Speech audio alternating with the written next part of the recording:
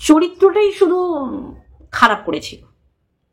নাও কেদাকুরানির দালালদের কথা অনুযায়ী একটা ছেলের সাথে তো পরকীয়া করেছে, স্বামীর সাথে বলেনি তো, তাই এইটাকে চরিত্রহীনা বলা যায় না, এটাকে পরকীয়ার ট্যাগ লাগানো যায় না, কারণ স্বামীর সাথে বলেনি, স্বামী ফিজিক্যালি আনফিট, এই জন্য পরপুরুষ বেছে নিয়েছে, সেটা সংখ্যায় একটা। এটাকে কখনোই তুমি ক্যারেক্টারলেস বানাতে পারো না, না আমার কথা না, আমার কথা কখনোই হতে পারে না। এটা ক্যাতাকুরানি হাই প্রোফাইল সব দালালদের কথা। তা একটা দালাল ছেটে দিয়েছে, কিন্তু ছাটলে কি হবে, তার তো কন্টেন্ট হারা। সে তো সবসময় বলছে যে আমার চাটা স্বভাব, আমার খাটা স্বভাব নেই, আমি চেটে উঠেছি, আর নোংরা নোংরা জায়গায় চেটে উঠেছি। তা আমার এই অভ্যেসটা আমি তো কখনো ছাড়তে পারবো না, তাই আমি ছেটেছে তো কি হয়েছে, আমি তাও চেটে যাব। ছাটা মাল আমি বিনা পরিশ্রমে চেটে আমি এই জায়গায় এসেছি। তাই এইরকম কিছু চাটা দালালদের কথায় পরকীয়া একজনের সাথে করলে সেটা ক্যারেক্টারলেস বলে না।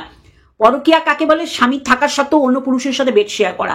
এটাকে এরা খারাপ চোখে দেখছে না, কারণ এটা কখনো খারাপ হতে পারে না।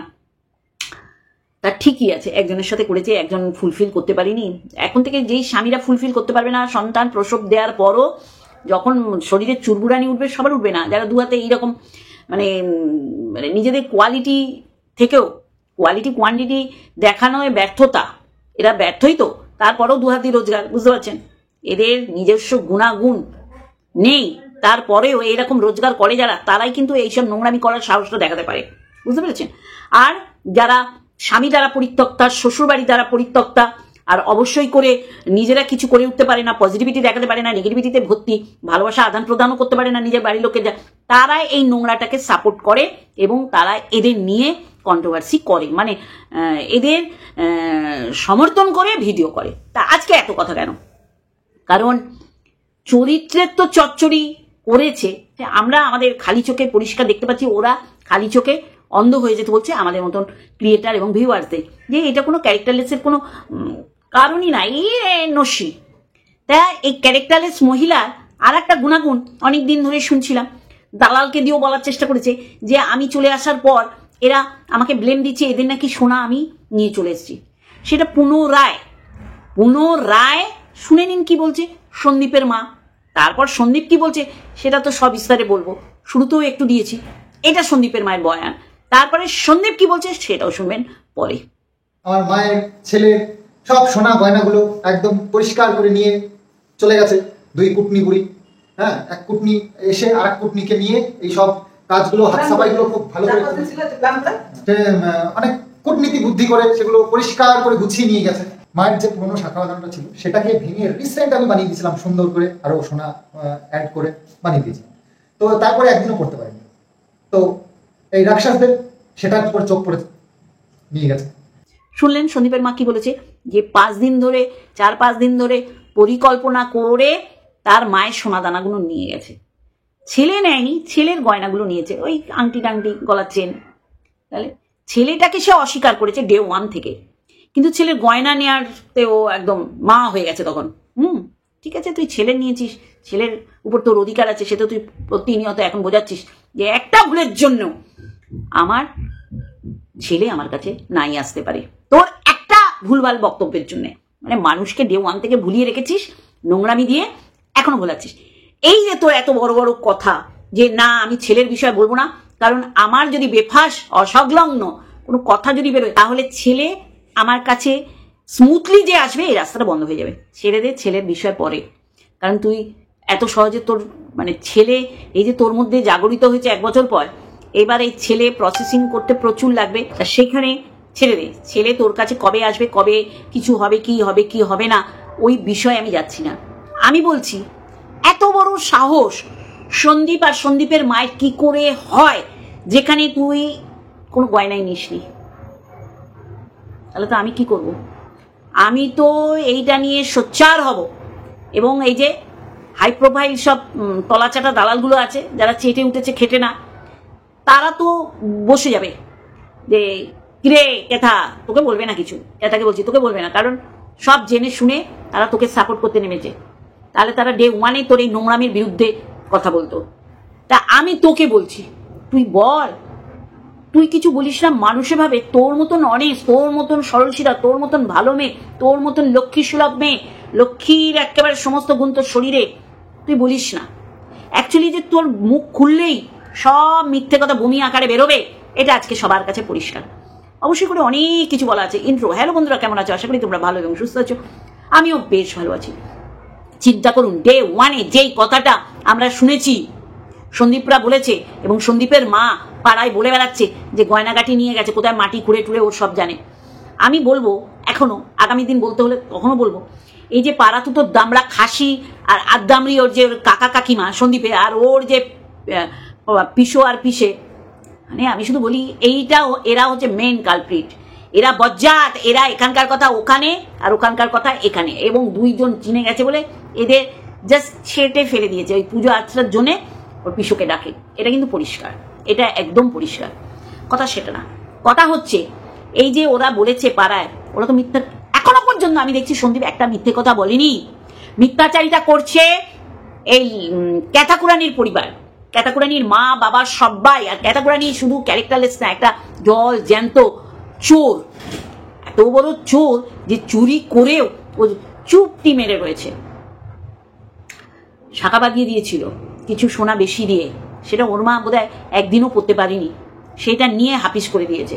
তার মানে বুঝুন, এই যে ক্যাথাকুরানির মা আমাবস্যা কত বড় হারে বজ্জা। এরা মার মেয়ে পরিকল্পনা করে, ওই যে বলছে তো দুটো কুটনি পরিকল্পনা করেছে, এবং এখান থেকে এইটাই প্রমাণিত হয়। বন্ধুরা, আপনারা আমার সাথে সহমত হবেন।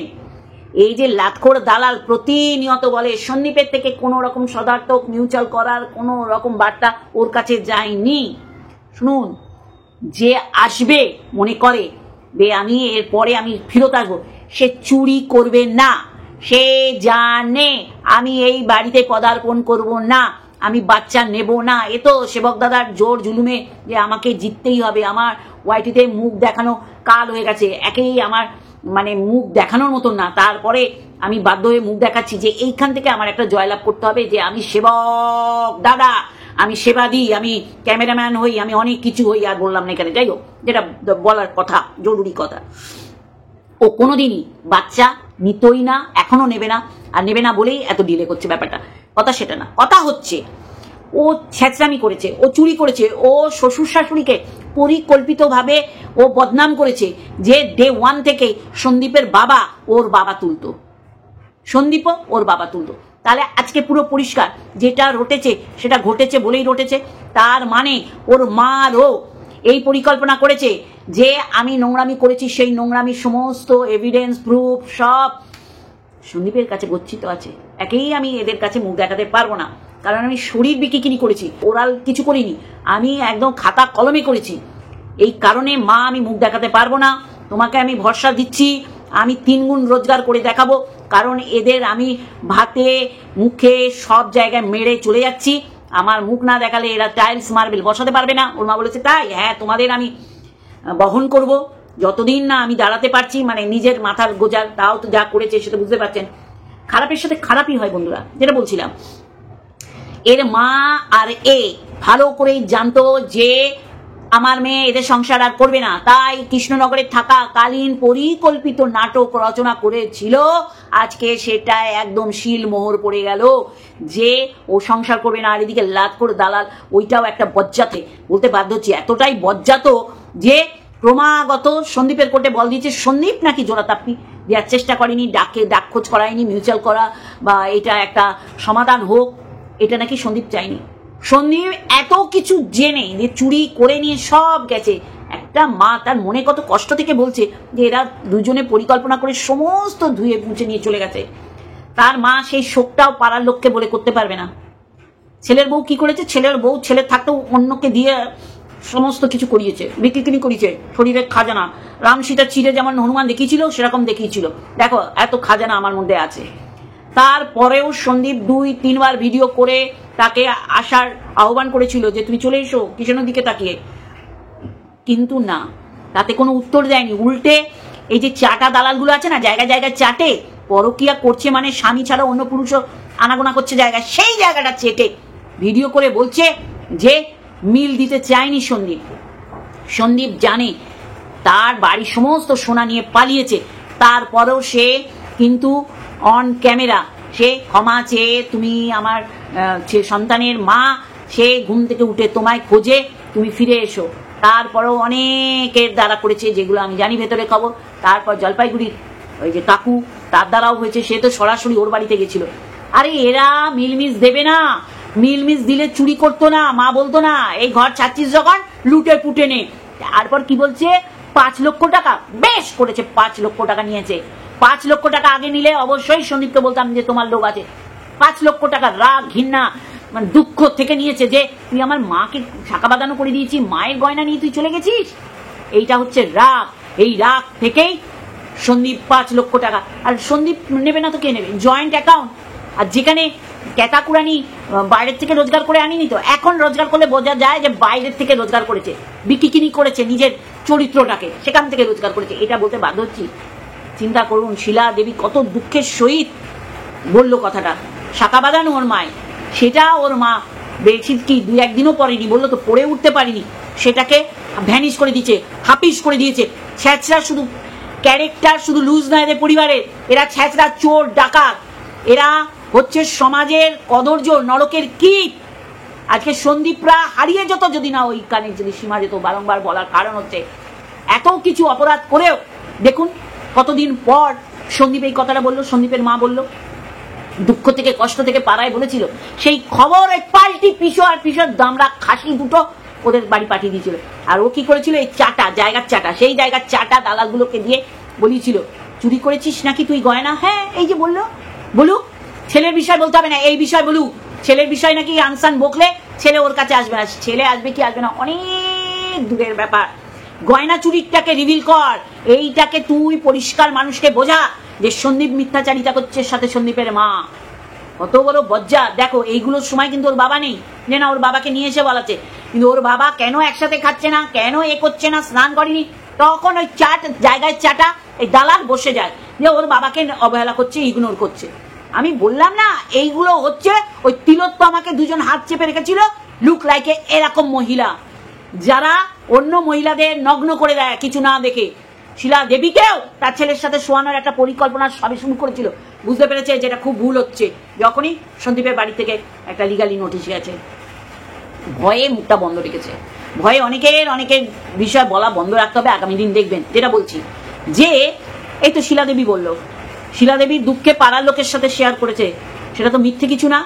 ক্যাথাকুরানি বলুক যে আমার ছেলের বিষয় বলছি না, কারণ ছেলে আমার কাছে আসতে পারবে না, তাহলে আমি এই চুরির বদনামটা আমি নেবো না, আমি চুরি করিনি। বলুক, বলুক ওর মায়ের বিয়ের গয়নাগুলো, যেগুলোর এখন কোনো বিল নেই, দেখাতে পারবে না বলেই ওরা, বলছি না এরা জানে, এ সব জেনে ওই ল্যাটা দীপ্তের ল্যাটা মাছ নিয়ে খলবল খলবল খলবল খলবল খলবল খলবল করেছে, গামলায় ফেলে, জানে সন্দীপ কিছু করতে পারবে না। সন্দীপ করতে গেলে 10 বার চিন্তা করবে, ভয়ে মানে কুকুরে ছিল, ভয় কুকুরে ছিল। ওই রাতে ওই লাইফটা না করলে সবাই, তাও সন্দীপকে সবাই দোষারোপ করেছি আমরা, ইনক্লুড মি। তারপরে আমরা বুঝতে পেরেছি এখন পরিষ্কার, চরিত্র শুধু ওর নষ্ট না, ওর মানসিকতাও নষ্ট। ও চুরি করেছে 5 বছর, সেই সংসারে থেকে চুরি করা মানে কি? চুরি করা মানে হচ্ছে যে আমি বাচ্চা তো নেবো না, চুরির বদনাম নেবো, কিন্তু মানুষ বিশ্বাস করবে না। এরপরে বাচ্চা নিলে বাচ্চাও একটা চোর তৈরি করবে।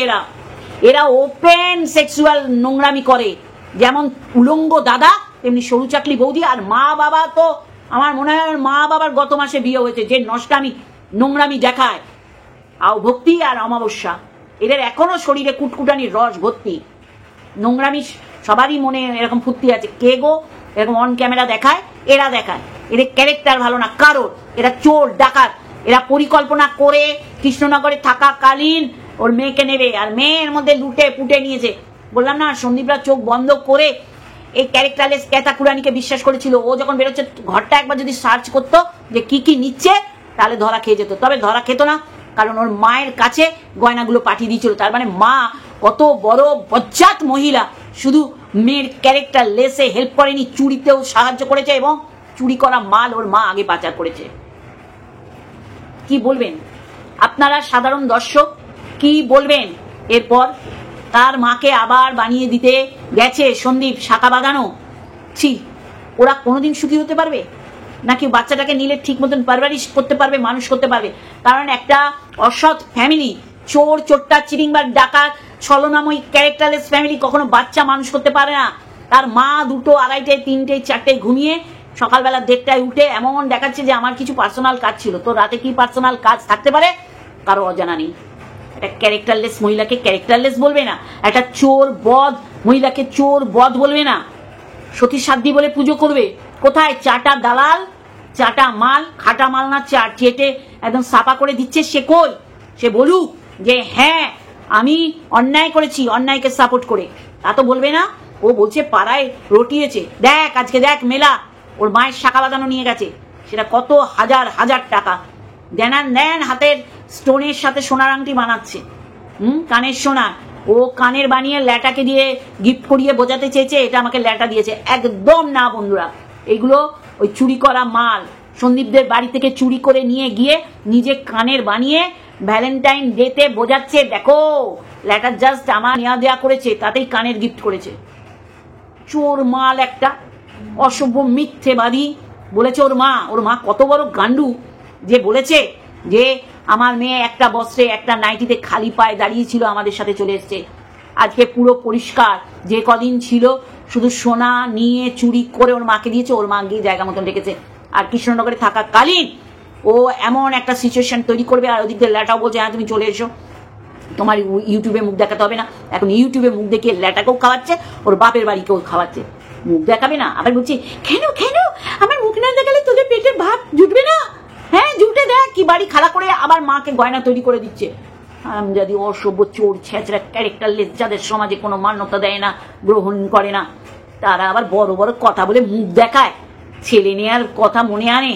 আর একে যারা সাপোর্ট করছে লিগাল ওয়েতে, আমি সেবক দাদাকেও বলবো যে আপনারও মন মানসিকতা ভালো না, আপনার নিয়ত খারাপ, যার জন্যই আপনি এরকম নোংরাটাকে সাপোর্ট করেছেন। গয়না চুরি করে নিয়ে গেছে, কি করে সাপোর্ট করেন? গয়না নিতে পারলো, ডকুমেন্ট নিতে পারলো, আগডুম বাগডুম সব নিতে পারলো, ছেলে নিতে পারলো না। এখন ছেলে নেবো অন্যায় আবদার করছে, আর মানবো? কখনোই মানবো না। আমরা পথে যেমন তিলোত্তমার জন্য নামতে পারি, যে তিলোত্তমা সে রাস্তায় না, সে অন্ধকার গলিতে না, সে তার কর্মক্ষেত্রে লাঞ্ছিতা হয়েছে, অপদস্থ হয়েছে, রেপ্ট হয়েছে এবং তাকে মার্ডার করা হয়েছে।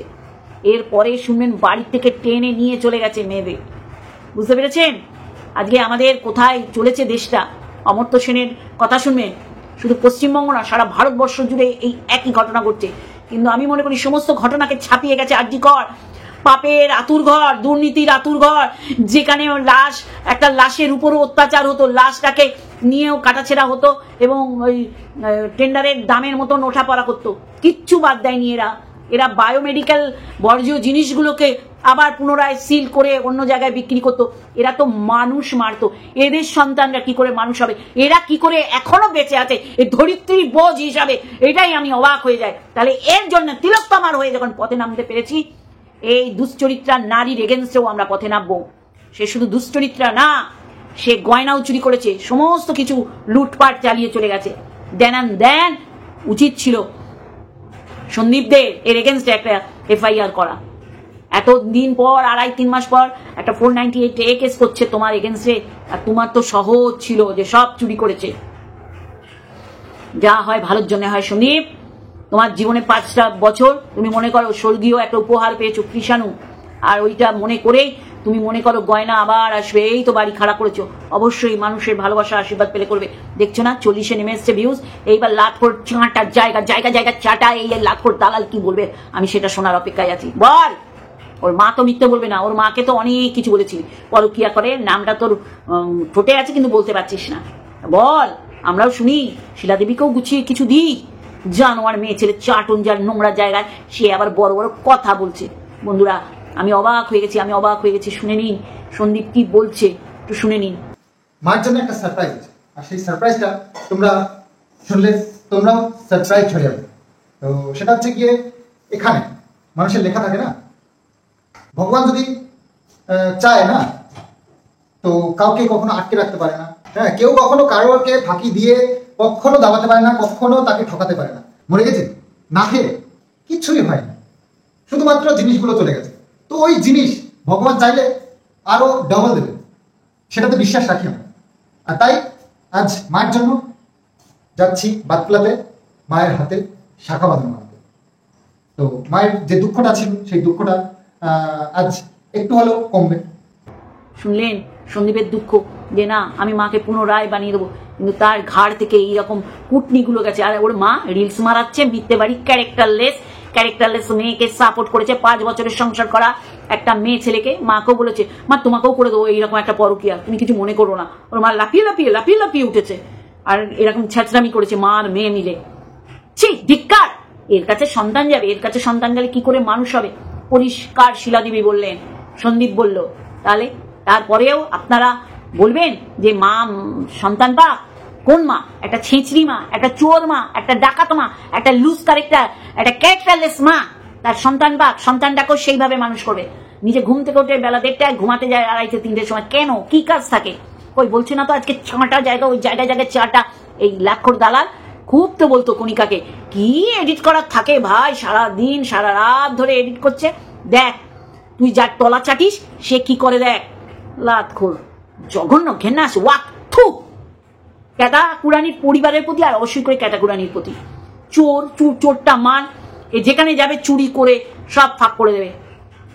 আপদ বিদায় হয়েছে সন্দীপ, অল্পের উপর দিয়ে গেছে, আবার তৈরি করে নিতে পারবে, এই আশীর্বাদ করি। আর দেখছো না মানুষ কত দেখতে যাবে নোংরামি? ও তো পুরো 420 করছে, ছেলে করছে, এদিকে পেট পুড়ে খাওয়া দাওয়া মার্কেটিং সেই লেভেলের করছে। তাহলে চলো আজকে এইটুখানি, আর একটা ভিডিওর সাথে অবশ্যই আসবে। Love you all. আর ধিক্কার জানাই এই 4টা দালালগুলোকে, আর ধিক্কার জানাই এই পরিবার ক্যাটাকুরানির সাথে ক্যাটাকুরানি পুরো ফুল ফ্যামিলিকে। চোরটা চিটিংবার ক্যারেক্টারলেস একটা ফ্যামিলি। চলো বন্ধুরা, লাভ ইউ অল।